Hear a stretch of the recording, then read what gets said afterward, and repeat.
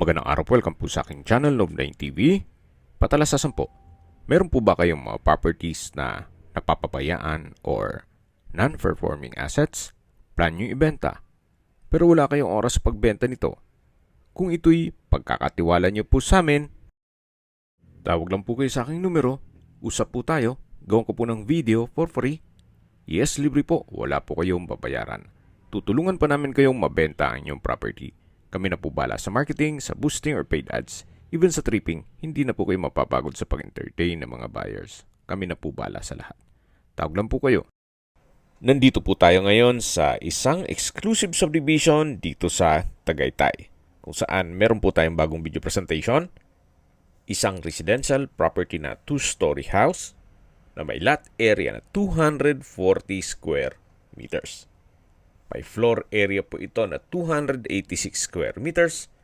May 5 bedrooms, 4 full bathrooms. Ito po'y titulado, buhay po ang may-ari, kaya wala po kayo maging problema sa documentation o sa transfer ng title. Nakabakod na po buong property at meron pong steel gate. Halos hindi po ito natirhan ni owner, gawa ng madalas nasa Amerika po sila.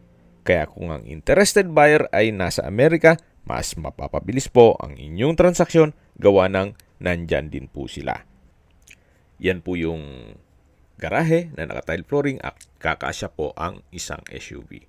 Yan naman po yung main door at hanggang dito po ay naka-tile flooring. So maganda rin pong gawa ng hangout area dito o lanai.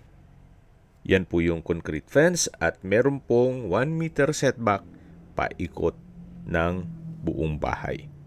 Yan po yung pasad. So ito po yung owner's built. Kaya hindi po tinipid ni owner ang construction materials. May pagbabago lang sa kanilang plano. Kaya ibebenta na lang po nila ito. So yan po yung pedestrian gate kung saan tayo dumaan kanina. At nandito na po tayo sa main door na naka-customize slatted wooden door. At welcome po dito sa bahay ni Ma'am at Sir kung saan ito po ay fully furnished at nandito na po tayo sa living area o salas. Ito po ay naka-high ceiling, may chandelier, then may furnishings at premium tiles po ang ginamit dito sa flooring. Meron din pong blinds lahat ng window glass. Lipat po tayo dito sa may dining area na meron pong dining set, then chandelier. Sa dulo po ay may sliding glass window with blinds, then meron pong access door. At mula po dito, matatanaw naman natin yung main door. So kung sakali pong galing dun sa garahe, pwede pong dumaan dito sa access door, papunta dito sa may dining area. Ito naman po yung breakfast nook na kung saan meron pong wooden high chair at meron pong pendant lights. Lipat po tayo dito sa my kitchen na kung saan meron din pong island, then may dalawang high chair, then may crystallite center lamp, tile flooring, then sa dulo po yung kitchen countertop na may stainless sink with faucet, kitchen window, may kitchen drawer at storage ng kitchen utensils. Meron din pong wall-mounted modular kitchen cabinet. Then meron din pong refrigerator. So yan po ulit yung island. Then dito naman po yung breakfast nook. At matatanaw naman natin yung first bedroom sa dulo. At mamaya po ikutan natin yan. Lipat po muna tayo dito sa may dirty kitchen. Actually, kung malaking pamilya kayo, pwede rin po itong gawing another bedroom. Napakalaki na po ng spasyo nito. Then sa dulo ay may stock room. Dito naman po yung kitchen countertop. May modular kitchen cabinet, stainless sink with faucet, at malaking kitchen window na may blinds. Meron din pong kitchen drawer. Ito naman po yung access door na may aluminum screen door na papunta naman dito sa setback.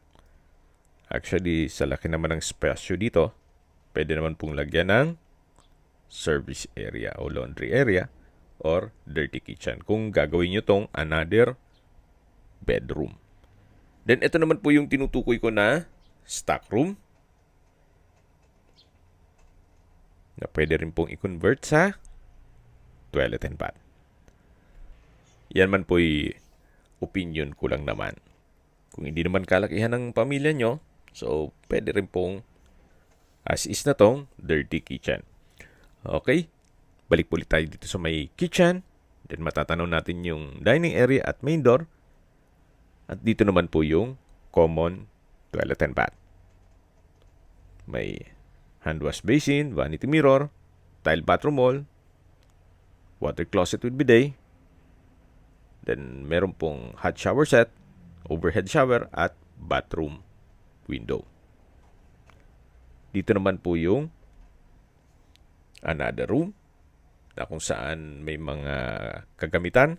Kapag tripping, check po natin yan. Pwede pong gawing maid's room.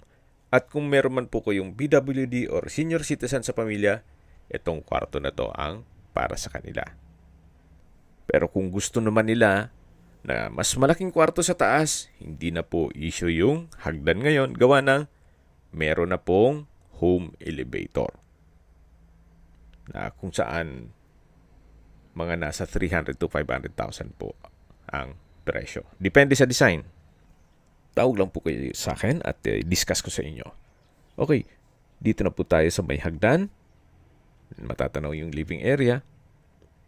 Ito pong hagdan ay naka wooden staircase, stainless handrail at railing. Then meron pong staircase window na nag-serves as natural sunlight. Mapapansin niyo po kahit po dito sa staircase wall ay pulidong-pulido po ang pagkapalitada. Samahan niyo po ako, akyat po tayo. At nandito na po tayo sa second floor. Ito po yung family area. Meron pong ceiling fan, high ceiling din po. Naka-tile flooring, malaki ang espasyo, may furnishings. At mula po dito sa family area, ito naman po yung master bedroom. Napakalaki po ng espasyo, may mga sliding glass window, may split type aircon, may bed frame and mattress, may couch, then crystalite center lamp. Premium tiles din ang ginamit dito sa flooring. At dito naman po yung access door papunta sa terrace. Pero bago tayo pumasok dyan, ito na po muna yung walk-in closet na kung saan from floor to ceiling po yan. Then dito naman po yung toilet and bath.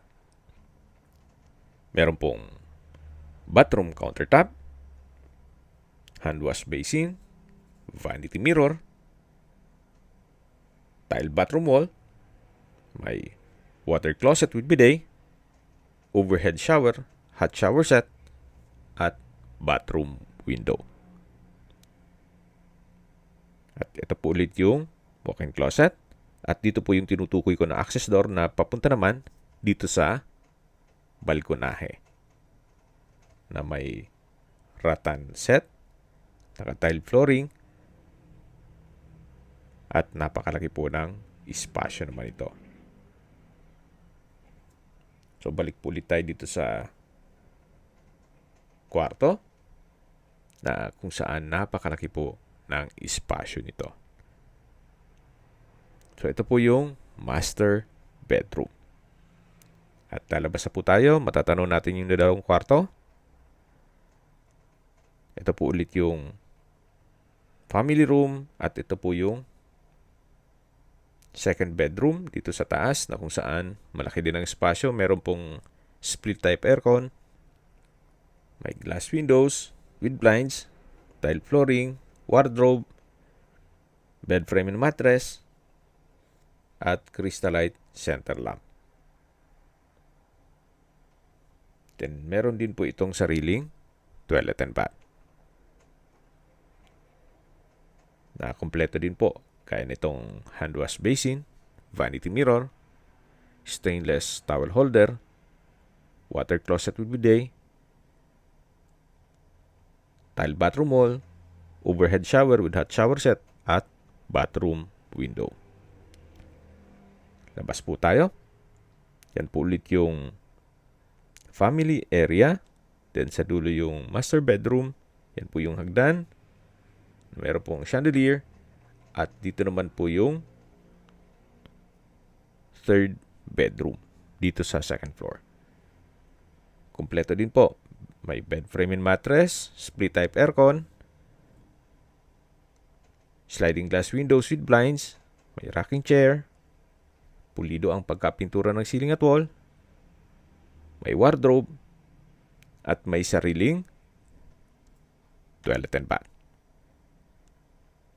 Meron pong hand wash basin, vanity mirror, water closet with bidet, tile bathroom wall, hot shower set, overhead shower, at bathroom window.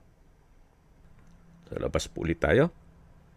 Dito naman po yung linen room or stock room na meron pong wooden shelf. So, yan po ulit yung family room. Tunghayin niyo po ulit. At bababa na po tayo. Ito po yung hagdan o stairs na may customized staircase window. Malaking bagay po yan, yung natural sunlight. Hindi na kayo gagastos ng kuryente. At mula po dito sa hagdan, yan po yung living area, yung main door, at dito na po yung dining area na meron pong 4-seater dining set. So wala na rin po kayong bibilhing mga furnishings. Gawa ng kompleto na rin po yan. Then yan po yung breakfast nook na may wooden high chair. At gaya po ng nasabi ko sa inyo, ito po'y hindi naman gaanong natirhan ni owner. Gawa ng madalas nasa Amerika po sila. Kaya po napakalinis itong property. Gawa ng meron po silang maintenance dito. So, labas po ulit tayo dito sa main door. At ikutan natin tong setback. At habang naglilibot po tayo, pag-usapan natin ang distance, location, at travel time. Mula po sa Mendez Crossing, ang distance is 800 meters at ang travel time is 3 minutes. Yan po pala yung access door mula dun sa Dirty Kitchen. At mula naman po sa Twin Lakes, ang distance is 8 kilometers at ang travel time is 15 minutes. Mula naman po sa Sky Ranch, ang distance is 3.5 kilometers at ang travel time is 16 minutes.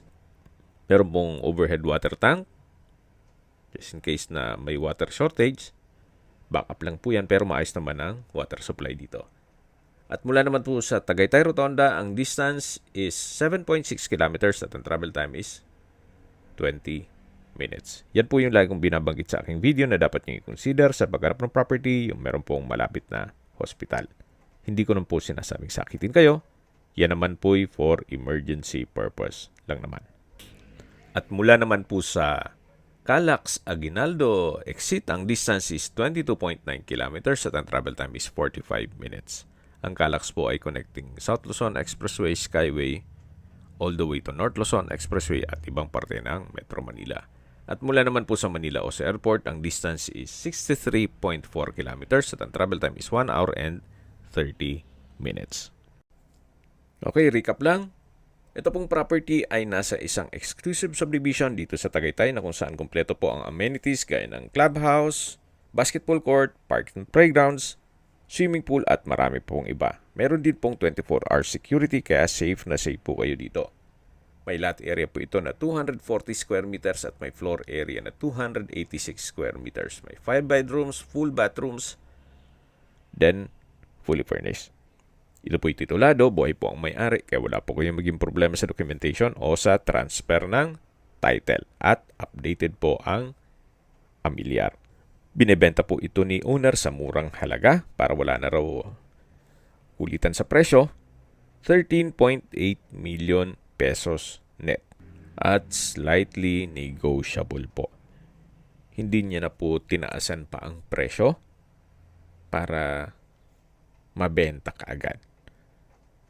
at may pagbabago na sa kanilang plano, kaya i-let go na lang itong dream house nila. Kung may mga katanungan po kayo, tawag lang po kayo sa aking numero. At sa mga kababayan naman natin nasa ibang bansa, meron po akong WhatsApp, Viber, at Telegram. Same number lang po, 0917-316-3399. Sa mga nagtatanong naman po ng aming Facebook, meron po aming Facebook page na Nov9TV at Facebook Reel Video. Meron din pong TikTok at Instagram. May ibang YouTube channel po kami, the Nov9TV channel, Nov9TV Listings, Nov9TV On The Spot, Nov9TV Updates, at Nov9TV House Rental. Sana po naibigyan nyo ang video presentation. Paki-like and subscribe na lang po sa aking channel para ma-update din po kayo sa aking future listings. Kung sakali po hanap nyo yung mas malaking sukat ng lupa, meron din po kami ibang listings na pwede nyong pagpilian. Huwag po kayong mag-atubiling tumawag sa amin.